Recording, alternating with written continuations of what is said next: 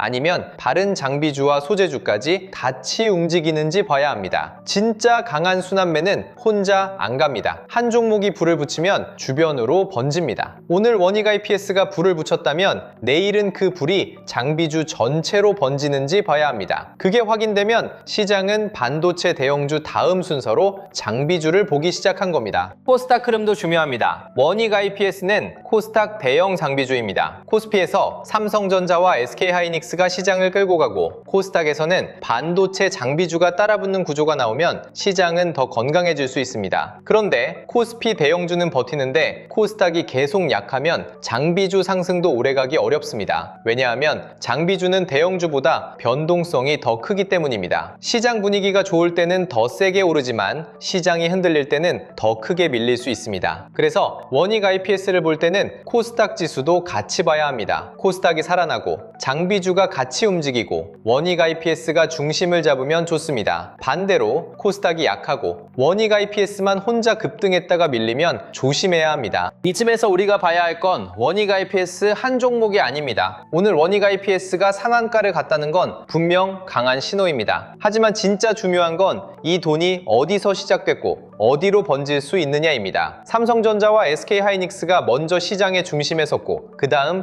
원익 IPS 같은 장비주로 돈이 번지기 시작했다면 시장은 이제 다음 장비주는 어디냐를 찾기 시작합니다. 원익 IPS가 증착 장비 기대를 받았다면 다음은 다른 전공정 장비로 갈 수 있고 후공정과 패키징으로 갈 수도 있고 검사 장비와 테스트 쪽으로 갈 수도 있고 소부장으로 퍼질 수도 있고 데이터 센터와 전력 인프라로 연결될 수도 있습니다. 이 순서를 봐야 합니다. 개인 투자자들이 가장 많이 당하는 구간이 바로 여기입니다. 처음에는 무서워서 못 삽니다. 조금 오르면 너무 비싸 보여서 또 못 사요. 그러다가 상한가가 나오고 뉴스에서 반도체 장비주 순환매라고 말하고 커뮤니티에서 수익 인증이 올라오면 그때서야 손이 나갑니다. 그런데 보통 그 자리가 제일 뜨거운 자리입니다. 돈이 처음 들어오는 자리가 아니라 이미 한번 지나간 자리일 수 있다는 거죠. 그래서 지금 필요한 건 종목 이름 하나가 아닙니다. 돈이 삼성전자와 하이닉스에서 시작돼서 원익 IPS 같은 장비주로 번지고 있는지 아니면 단기 상한가로 끝나는지 그 다음 길목은 어디인지 보는 기준입니다. 이번에 준비한 자료도 바로 그 기준을 잡기 위한 자료입니다. 제가 보고 있는 반도체 대형주 이후 돈이 이동할 수 있는 후보군을 정리해뒀습니다. 전공정 장비 쪽에서는 어떤 흐름을 봐야 하는지, 증착, 시가, 열처리, 세정 장비에서는 어떤 종목군이 실제 수급을 받을 수 있는지, 후공정과 패키징에서는 HBM 확산과 연결되는 곳이 어디인지, 검사 장비와 테스트 쪽에서는 실제 투자가 붙을 수 있는 구간이 어디인지, 전력 인프라 쪽에서는 데이터 센터 증설과 맞물리는 기업들이 어디인지, 그리고 증권, 금융, 저평가 대형주까지 돈이 확산될 때 어떤 순서로 봐야 하는지, 이걸 그냥 이름만 나열한 게 아니라 각 후보군별 대응 기준까지 같이 정리했습니다. 이 종목군이 진짜 움직이는 흐름인지, 뉴스만 뜨고 끝나는 흐름인지, 외국인과 기관 수급이 붙는지, 거래량이 살아나는지, 대장주가 쉬어갈 때 돈이 옆으로 번지는지, 이런 기준이 있어야 늦게 따라붙지 않습니다. 그래서 이번에 준비한 자료가 있습니다. 개미가 놓친 돈의 지도, 자본법칙, 돈의 시선, 코스피 8000의 시대, 돈의 흐름을 읽는 법, 그리고 삼성전자와 SK하이닉스 이후 돈이 이동할 수 있는 후보군 정리 자료, 반도체 장비주와 소부장 대응 기준표, 후공정, 패키징, 전력 인프라 관찰 리스트, AI 주식 보조 지표 템플릿, 지표 사용 설명서, 시장 모니터링 대시보드, 투자 체크리스트와 원칙 카드까지 같이 준비했습니다. 이 자료는 원익 IPS 사세요,